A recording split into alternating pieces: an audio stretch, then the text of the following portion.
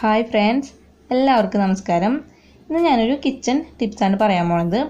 അപ്പോൾ നമ്മൾ പപ്പടം മേടിച്ച് കഴിഞ്ഞാൽ പാക്കറ്റ് പൊട്ടിച്ച് കഴിഞ്ഞാൽ നമ്മുടെ പപ്പടം 2 ദിവസം കഴിയുമ്പോഴേക്കും ആ പാക്കറ്റ് പൊട്ടിച്ച പാക്കറ്റിലെ പപ്പടം നല്ല വടി പോലെ ആയിട്ടുണ്ടാവും. അല്ലെങ്കിൽ നമ്മൾ ആ പപ്പടം കാച്ചുമ്പോൾ പോളൊന്നും അധികം വരില്ല. അപ്പോൾ അതിനൊരു പരിഹാരമാണ് ഞാൻ പറയുന്നത്. അപ്പോൾ നമ്മൾ പപ്പടം മേടിച്ച് കഴിഞ്ഞാൽ പാക്കറ്റിൽ എഴുതിയിട്ടുണ്ടാവും ഇത്ര ദിവസം ഉപയോഗിക്കാമെന്ന്. ഇതിലിപ്പോൾ 10 ദിവസം ഉപയോഗിക്കാമെന്നാണ് എഴുതിയിരിക്കുന്നത്. ഈ 10 ദിവസം ആകുമ്പോഴേക്കും തന്നെ ചിലപ്പോൾ നമ്മൾ പപ്പടം കാച്ചുമ്പോൾ പോളൊക്കെ കുറഞ്ഞിട്ടുണ്ടാവും.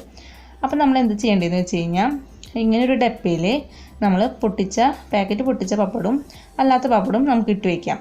അതിന് ശേഷം മൂടി കൊണ്ട് നന്നായി ഒന്ന് അടച്ച് വയ്ക്കാം.